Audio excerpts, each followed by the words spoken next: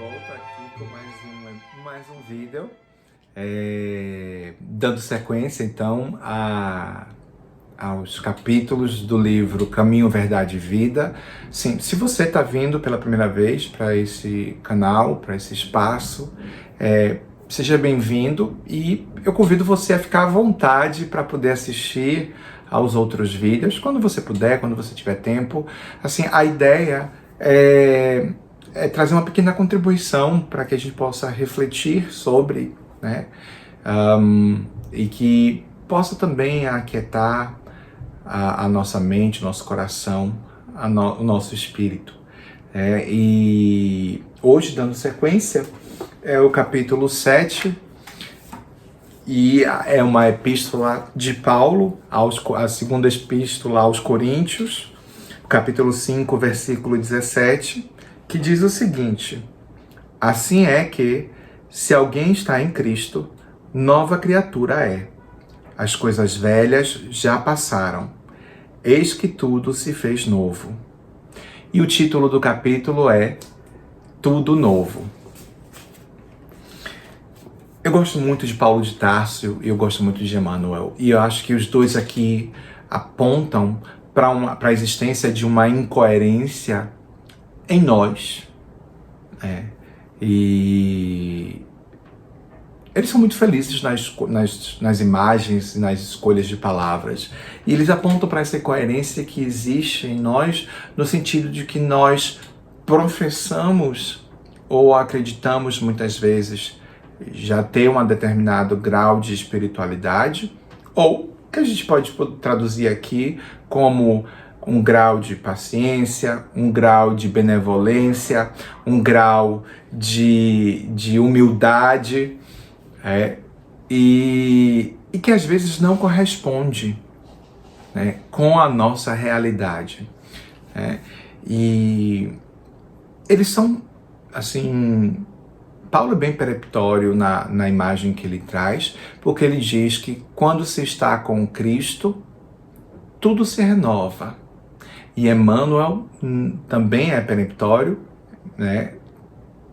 tudo novo, traz no seu título.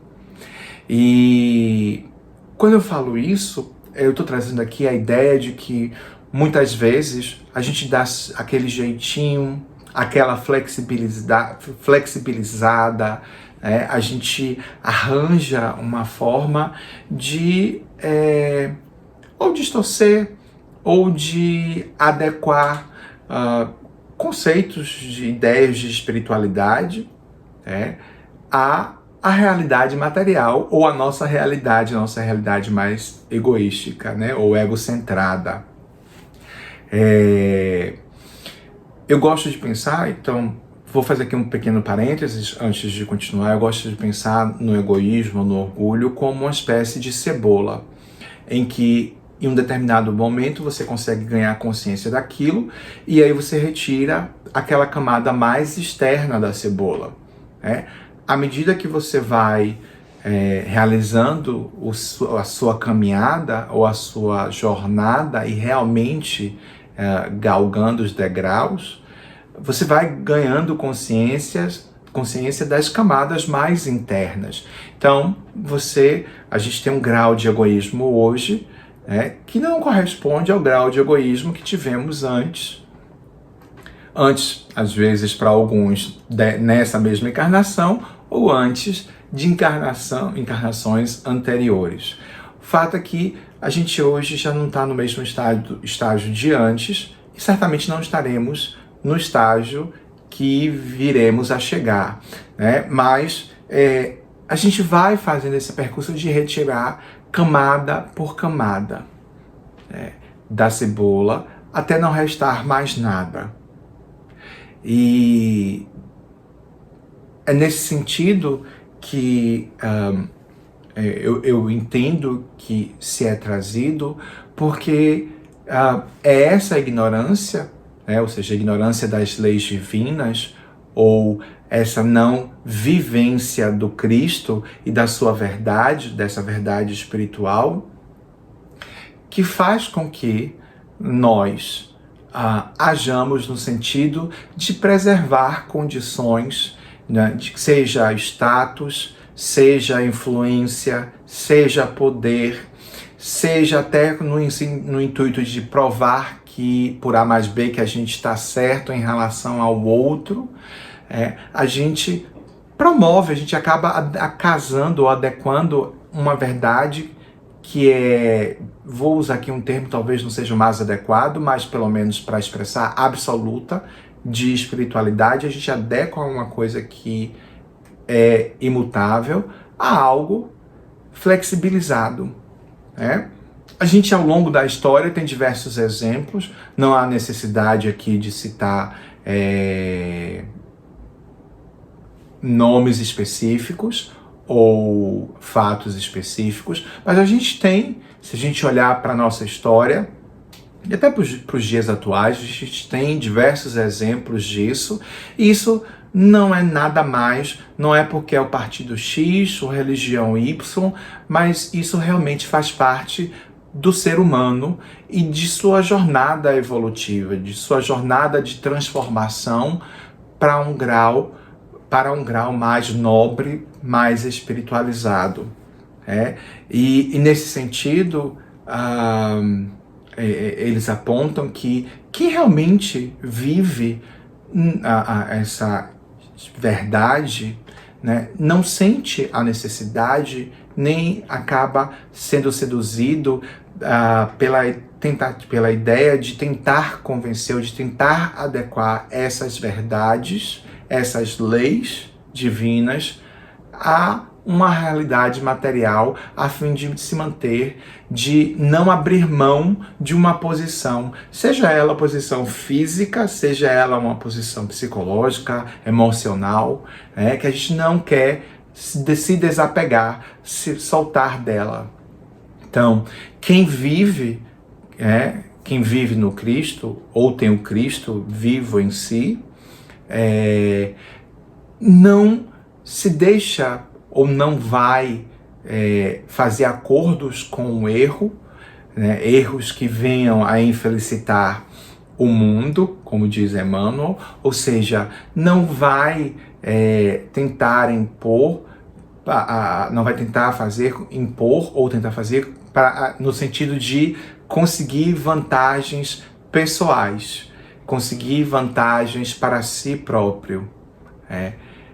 E vai ter a consciência, vai saber, intimamente vai se saber, que realmente a tentativa de fazer isso, dessa adequação, faz parte do homem ainda mais ignorante, como eu já disse, da lei divina. E, portanto, se eu sei que isso é um retrato, né, do estágio evolutivo que eu estou, ou da minha capacidade de bem, da capacidade de bem do outro, só para que fique claro a explicação, eu preciso entender e eu preciso respeitar e aceitar aquilo do outro.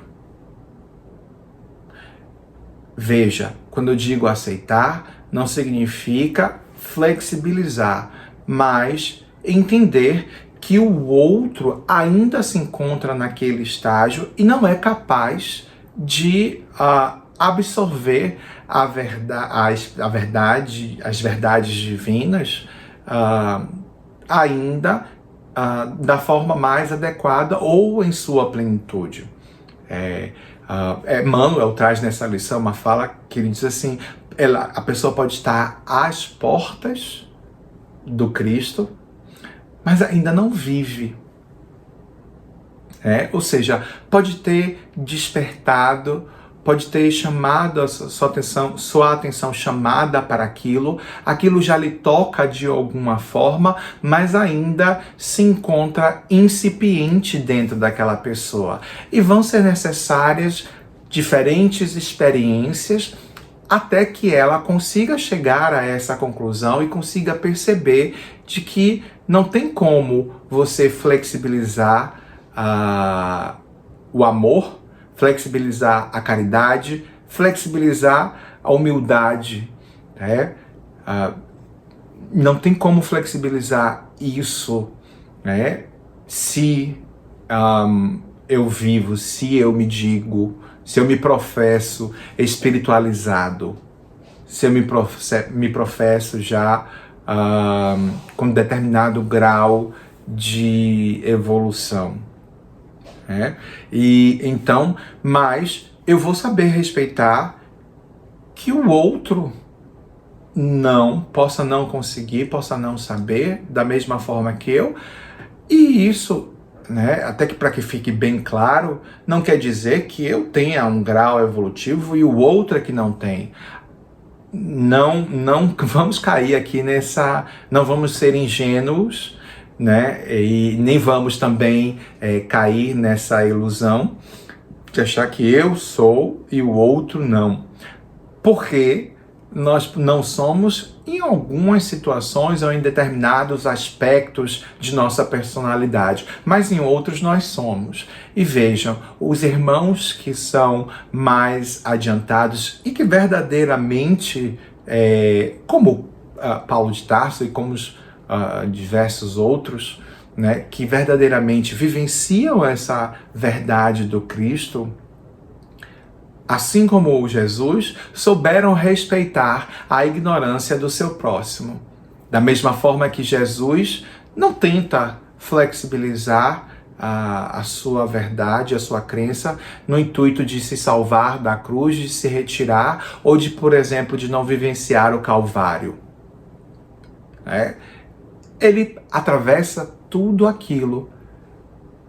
Ele não tinha consciência da ignorância das pessoas daquela época? Claro que ele tinha. Mas ele respeitou o livre-arbítrio, a escolha daquelas pessoas no sentido de darem a ele aquela destinação. Não existe nenhuma passagem em que ele venha a proferir, utilizar dessas verdades para auferir vantagens para si mesmo. Em nenhum momento Jesus faz isso, né? Então, não existe, de certa forma aqui, talvez utilizando Judas, que pensa diferentemente de Jesus e que não entende naquele momento, não entende completamente ou não compreende, não abarca completamente a intenção de Jesus com tudo aquilo, né? Que achava e, portanto, pensa que o Jesus deveria agir de outra forma, de uma forma diferente da que agiu, ou que deveria rever, fazer acordos, ceder em determinados aspectos. Não é que se tenha que ser inflexível.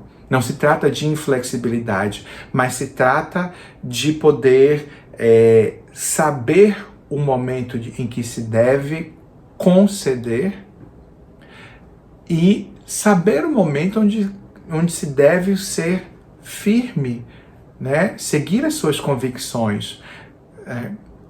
Mesmo quando, no caso nosso, às vezes as nossas convicções nos levam a enganos ou são equivocadas. Um pai não vem com manual já dizendo, e nenhum filho, né, ou não vem com manual já escrito perfeitamente dizendo todas as coisas que você tem que fazer, as fórmulas necessárias para se criar um filho